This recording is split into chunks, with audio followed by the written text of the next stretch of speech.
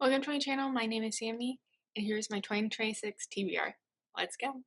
Okay, so in this video, I'm going to be talking about 2026 new releases that I am excited about and want to read in 2026.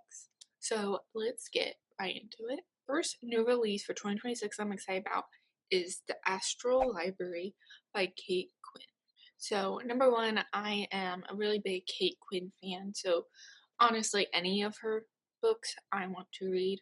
So I already have pretty much all of Kate Quinn books on my TBR. At some point I want to read them, but this is a new release of hers that is releasing February 17th in 2026. I'm of course excited for a new Kate Quinn book, but also Astral Library sounds really cool. Let me read the synopsis. So it says, welcome to Astral Library, where books are not just objects, but doors to new worlds, new lives, and new futures. Alexandria Alex Watson has learned one lesson from her barren childhood in the foster care system. Unlike people, books will never let you down. Working 3 dead-end jobs to make ends meet, and knowing college is a pipe dream, Alex takes night refuge in the high vaulted reading room at the Boston Public Library, escaping into her favorite fantasy novels and dreaming of far-off lands, until the day she stumbles to a hidden door and meets the librarian. The ageless, barbaric guard of a hidden library where the desperate and the lost escape to new lives inside their favorite books. The librarian takes dazzled Alex under her wing, but before she can escape into the pages of her new life, a shadowy enemy emerges to threaten everyone the Astral Library has ever helped protect.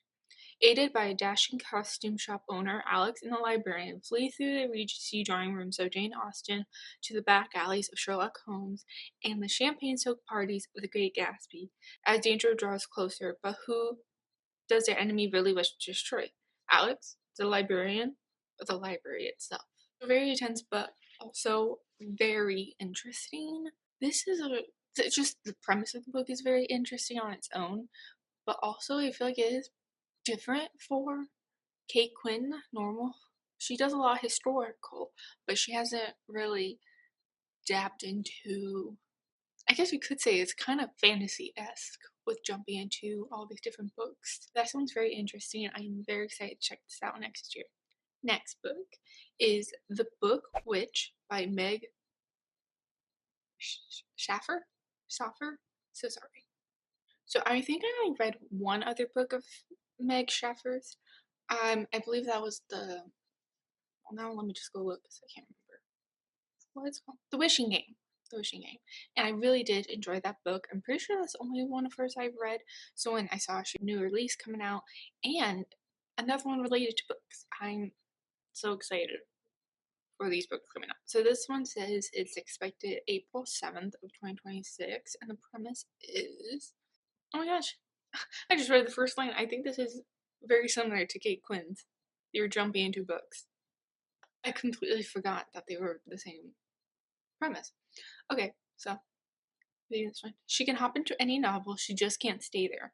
Come along with the Book Witch in this magical and inspiring love letter to reading. Rainey March is a proud third-generation book witch, sworn to defend works of fiction from all foes, real and imaginary. With her magical umbrella and feline familiar, she jumps into and out of books to fix malish alterations and rogue heroes.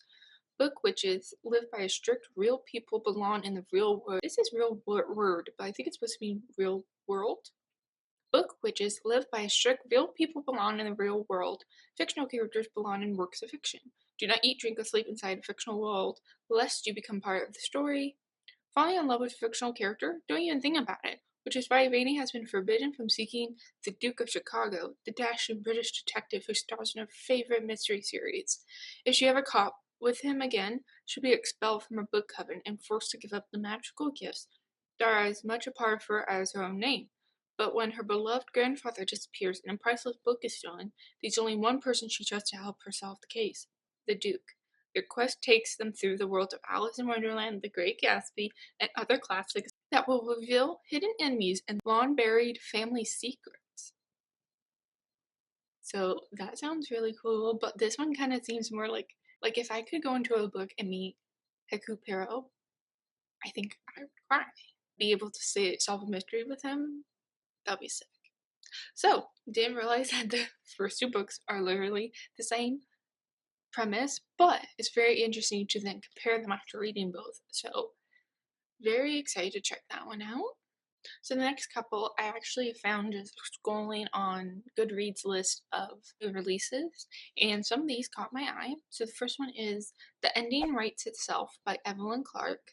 This comes out April 7th, 2026. I'll just read a synopsis that got me. 6 authors, 1 private island, 72 hours to write the ending that would change their lives.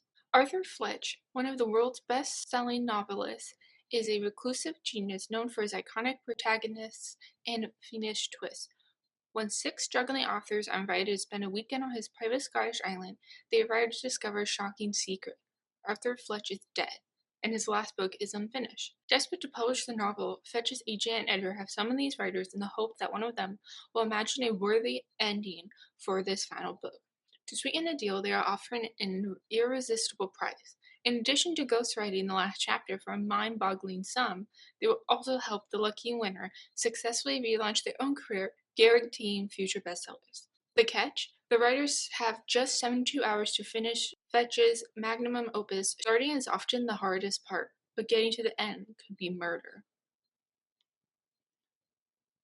Yeah, so I just scrolled past this one and I was like, oh, what's that? And I kind of just read the first couple lines and I was like, that sounds so cool. To bring together a group of mystery authors to try to finish the book and then someone dies, like, that sounds so cool. And it's kind of giving, and then there was none by Agatha Christie, and because they all like strand on an island together. So sounds very cool and sounds very interesting. I might check it out. Next book that caught my eye while scrolling was Cleopatra. I'm going to try my best with this name. Sarah El Arifi? I hope I said that right. I'm so sorry if I didn't. But this one's coming February 24th, 2026. And I've been really into learning about Egyptian history right now. And I really, pretty much anything Cleopatra, I'm like, I want to read it. And I'm pretty sure this is a work of fiction, but still fun, So I'll read the premise. You know my name, but you do not know me. Your historians call me seductress, but I was always in love, thrall. Your playwrights speak of my witchcraft, but I was gifted my talents by the gods. Your poet sings of my bloodlust, but I was protecting my children. They cannot credit that a mere woman could be powerful, strategic, divinely blessed to rule. Death will silence me no longer. This is not the story of how I died, but how I lived. Yeah, so that sounded very interesting to me. I love historical fiction, but also history, and I can understand when it's like, okay, this book is all about facts, and then this one is inspired by real facts, but it's a work of fiction.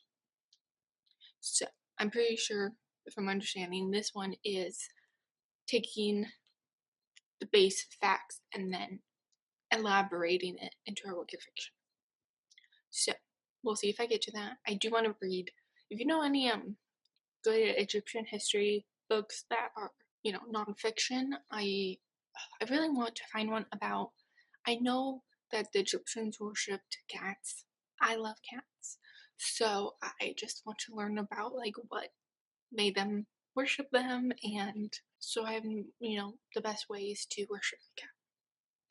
Okay, and then the last book is one I actually already read. I got an arc for it. So this is Everyone in This Bank is a Thief by Benjamin Stevenson. This one's releasing March 17th, 2026. So this one I actually read as an arc because I saw it on NetGalley and I said, give it to me now. Because I love Ernest Cunningham series. If you have not checked it out, the first book is Everyone in My Family Has Killed Someone. So good. Very comedic mystery that I'm loving right now, and it's just classic. I hope he never stops making these. Please send me arcs, Benjamin, please. So this one follows Ernest is thinking about opening up a PI business so he can actually like directly help people and not fall into mysteries and almost die. But this is classic Ernest, and exactly that happens.